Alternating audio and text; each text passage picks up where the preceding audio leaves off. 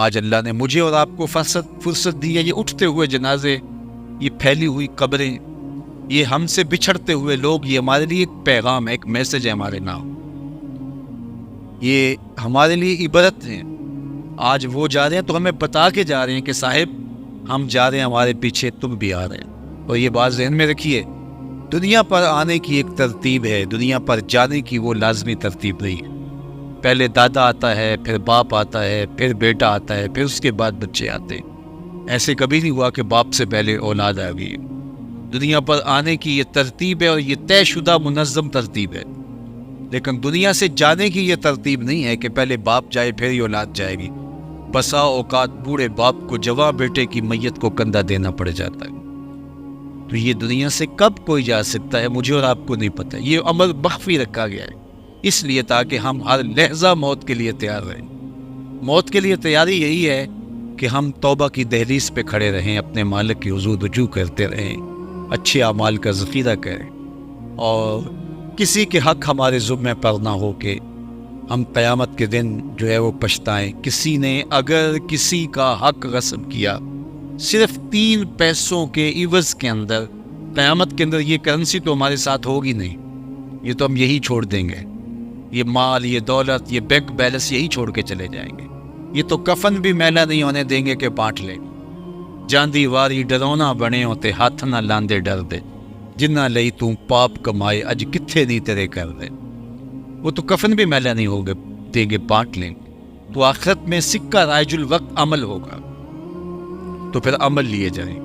تو جس نے کسی کا ایک ٹگا مارا ہوگا، 3 پیسے مارے ہوں گے، اس کے بدلے میں 700 نمازیں جو با جماعت پڑھی گئی ہیں وہ لے لی جائیں گے.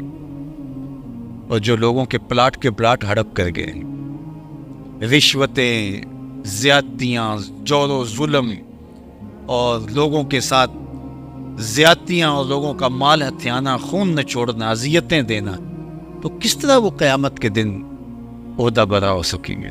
تو آج اللہ کی رحمت کے در کشادہ ہیں اور اس کی رحمتیں آواز دے رہی ہیں، آجو پلٹ کے میری رحمت کے دروازے کھلے. اللہ اکبر. یا ایھا الانسان ما غرک بربک الکریم. اے انسان پلٹ کے آ جاتے، رب بڑا ہی کریم. مجھے بتاؤ، یوں بھی کوئی آواز دیتا ہے، یوں بھی کوئی پکارتا ہے؟ بھاگے ہوئے مجرم کا تعاقب کیا جاتا ہے، کبھی یوں بھی پیار سے اس کو بلایا جاتا ہے. لیکن 70 ماؤں سے زیادہ پیار کرنے والا رب پکار کے کہہ رہا ہے، او بھاگنے والے آجا پلٹ کے، تیرے رب کا دروازہ کھلا ہوا ہے. وہ یہ نہیں دیکھے گا تو نے جرم کتنے کیے، وہ یہ دیکھے گا تو پلٹ کے آئے گا، آ گیا ہے. اور وہ تیرے گناہ نہیں دیکھے گا، تیرے آنے کو دیکھ کے تیرے گناہوں کو بدل کے نیکیوں میں تبدیل کر. جتنا بڑا گناہ گار ہے اتنا بڑا بے پکار بن. آ تو صحیح، آنا تو نے ہے ہی. پھر جو کفن میں منہ چھپا کے آتا پھرے گا، پھر جو تجھے لوگ اٹھا کے لائیں گے. اچھا نہیں ہے کہ اپنے قدموں سے خود ہی چل کے آ جا. آج کھلے منہ آ جا، اس کی رحمتیں تیرے استقبال کرنے کے لیے منتظر ہیں. آج وہ آواز دے کے کہہ رہا ہے، آجا میری رحمتیں تیری منتظر ہیں. ما غرک بربک الکریم. تجھے کریم رب سے کس نے مغرور کر دیا؟ تکبر میں، رعونت میں مبتلا ہو یا تو اپنے مالک کی دہلیز کو چھوڑ گیا. آجا پلٹ کے، وہ کریم تجھے بلا رہا ہے. اور دیکھ اس کا رشتہ کتنا گوڑا ہے. اللہ ذی خالق کا، اس نے تجھے پیدا کیا ہے، وہ تیرا خالق لگتا ہے. اللہ اکبر. یعنی وہ تجھے بلا رہا ہے جس کا تیرا رشتہ اتنا گہرا ہے کہ وہ تیرا خالق لگتا ہے. ماں کو جو اولاد سے پیار ہے، دنیا کے کسی ترازو پہ وہ پیار تولا جا سکتا ہے؟ ماں کی محبت کا کہیں وزن ہو سکتا ہے؟ آج کل یہ آپ کے بھی تھوڑا سا آگے گزریں تو اتنے بڑے ترازو گاڑ دیے گئے ہیں جہاں پورا کنٹینر تول لیا جاتا ہے. تو میں دوستوں کو کہتا ہوں کہ آج اتنے بڑے بڑے ترازو ایجاد ہو گئے ہیں کہ جہاں کنٹینر توڑ لیے جاتے ہیں، پہاڑ توڑ لیے جاتے ہیں آج جدید دنیا کے اندر. لیکن کوئی ترازو ایسا آج تک ایجاد نہیں ہوا جس پر ماں کے پیار کو بھی تولا جا سکے. اس کے سینے میں جو تڑپتی ہوئی ممتا رکھی گئی ہے، محبت کا جو جہاں آباد کر دیا گیا، الفتوں کی ایک کائنات ماں کے سینے میں رکھ دی گئی ہے، اس کا نعم البدل کیا بدل بھی موجود نہیں ہے. ماں جب بولتی ہے تو اس کے لہجے میں جبریل بولتا ہے. ماں جب اس کا رکھتی ہے تو لگتا ہے جنت کی ساری کلیاں کھل اٹھی. وہ سینے میں درد، وہ درک، وہ محبت، وہ کائنات، وہ انوکھا پیار جو اولاد کے لیے رکھتی ہے. یہ اتنا پیار ماں کے سینے میں پیدا کیسے ہوا؟ تو آپ کے پاس ایک ہی جواب ہوگا، اس لیے کہ ماں نے اولاد کو جنم دیا ہے۔ تو میں یہاں آپ کی توجہ چاہوں گا، جس ماں نے اولاد کو جنم دیا ہے وہ اتنا پیار کرتی ہے، تو جس رب نے خلق کیا ہے وہ کتنا پیار کرتا۔ میں آپ کی توجہ چاہوں گا، مجھے اور کوئی نہیں چاہیے، صرف توجہ چاہیے گا، صرف نظارے کے لیے جنبش مژگاں بھی بھار ہے، نرگس کی آنکھ سے تجھے دیکھا کرے کوئی۔ تو میری آرزو یہ ہے کہ آپ کی تمام تر توجہ میری جانب مبذول ہو تھوڑے وقت میں۔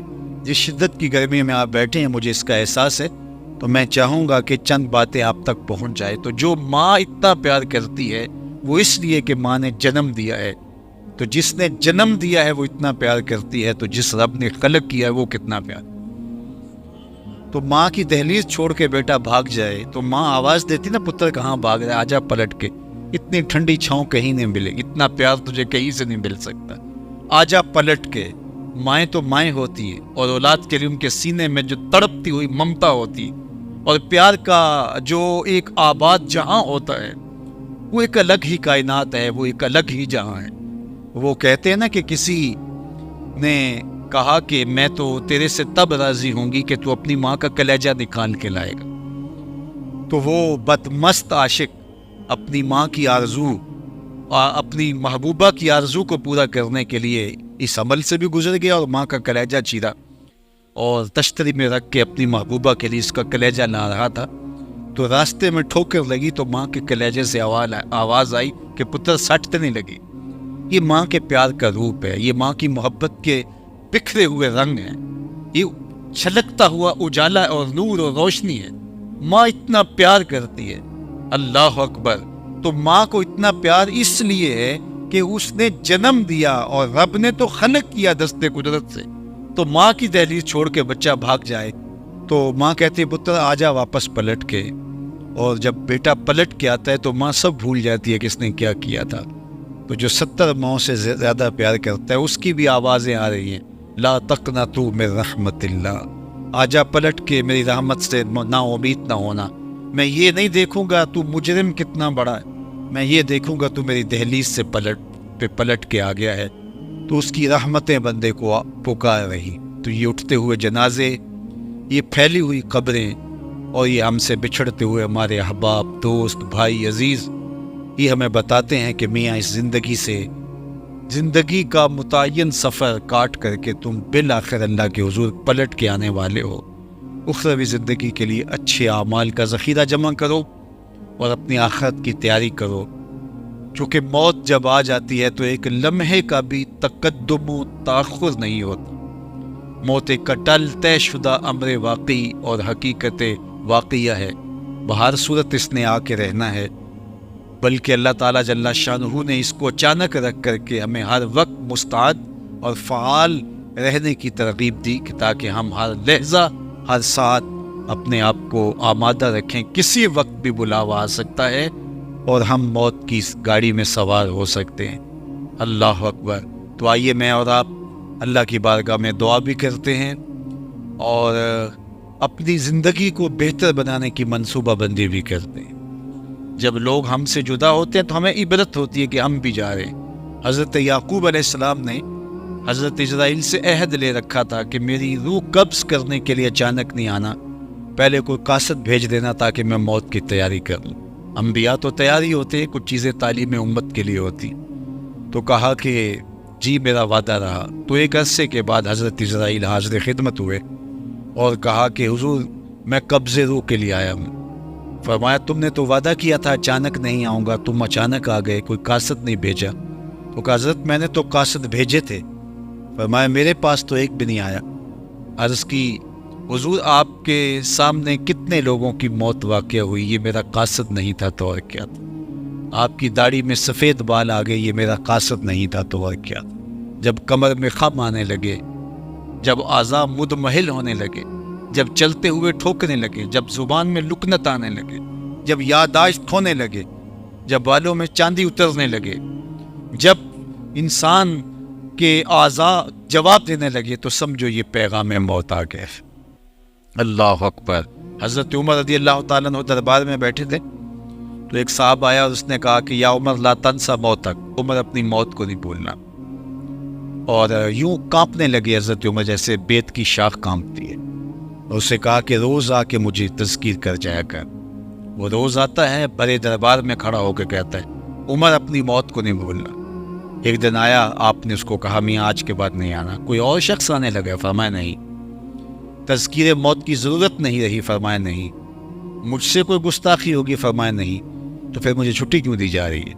تو حضرت عمر روئے اور یوں داڑھی پہ ہاتھ رکھا اور ایک بال الگ کر کے کہا یہ دیکھ میری داڑھی میں سفید بال آ گیا، اب یہ مجھے چین سے نہیں بیٹھنے دے گا. ہماری تو پوری داڑھی بھی سفید ہو جائے نا.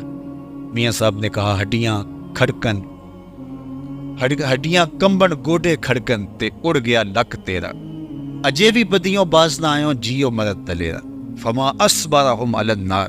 اللہ قرآن میں فرماتا ہے کتنا حوصلہ ہے لوگوں کا آگ پر، کتنی ڈٹائی کے ساتھ کہہ دیتے ہیں یہ جہاں مٹھا بلا کس نے ڈٹا. قبرستانوں میں جا کے دیکھو کس کس نے دیکھا ہے آخر والا جہاں.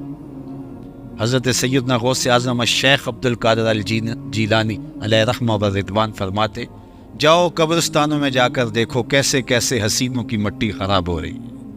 جو بدن پہ چٹکی مٹی نہیں پڑنے دیتے تھے آج ان کے کفن بھی تار تار ہو.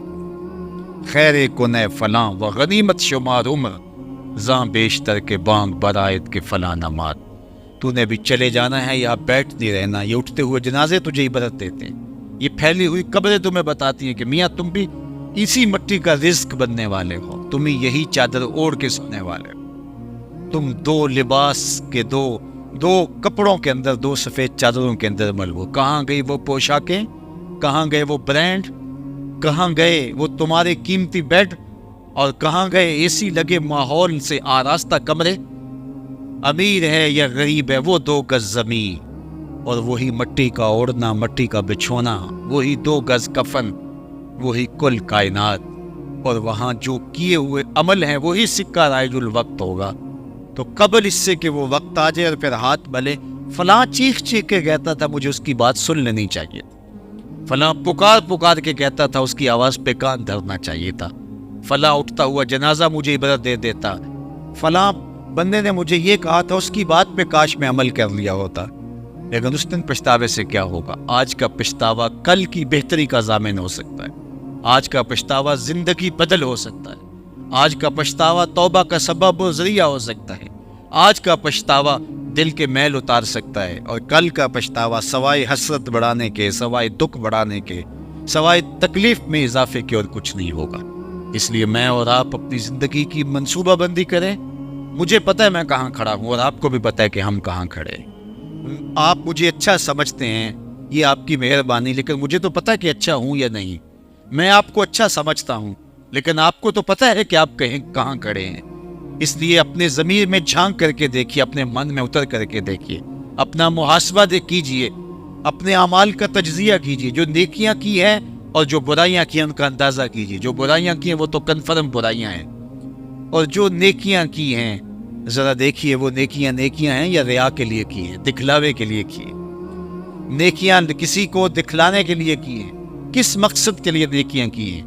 تھوڑی سی ریا بھی شرک بتائی گئی ہے. ساری محنت کہیں ضائع تو نہیں چلی گئی. ہمارے پاس ہے کیا؟ ہمارے دامن میں گناہ ہے تو لتھڑے بڑے ہم. سویر سے لے کر شام تک، چغلی غیبت سے لے کے بدکاریوں تک، نگاہوں کی بدکاریوں سے لے کر کے سوچوں کی بدکاریوں تک ہم کہاں پڑے رہتے ہیں. اور دوسری جانب ہمارے پلے میں نیکیاں کتنی ہیں ہمیں سارا پتہ ہے. ایک تو نامہ اعمال قیامت کے دن تولا جائے گا، ہم خود اپنے ضمیر کی عدالت میں ترازو گاڑ کے تولے. حضرت عمر فرمایا کرتے تھے حاسبو قبل ان تحاسبو، اس سے قبل کہ تمہارا حساب کیا جائے تم اپنا حساب پہلے ہی خود کر لو. کبھی آپ عمرے پہ جاتے ہیں یا بیرون ملک سفر کرتے ہیں تو وہاں سامان باندھ کر کے پہلے تول رہے ہوتے ہیں کہ ایئرپورٹ پہ پریشانی نہ ہو.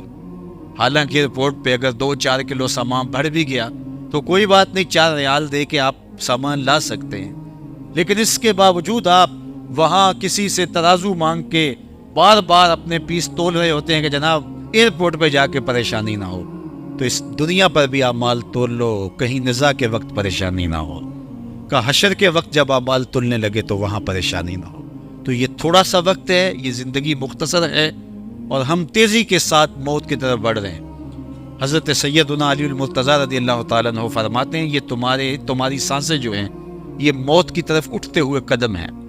تم سمجھتے ہو ہم بڑے ہو رہے ہیں، لیکن حقیقت میں تم چھوٹے ہو رہے ہو، کیونکہ گنتی جب الٹی شروع ہو جائے تو کام جلدی زیرو پر پہنچتا ہے۔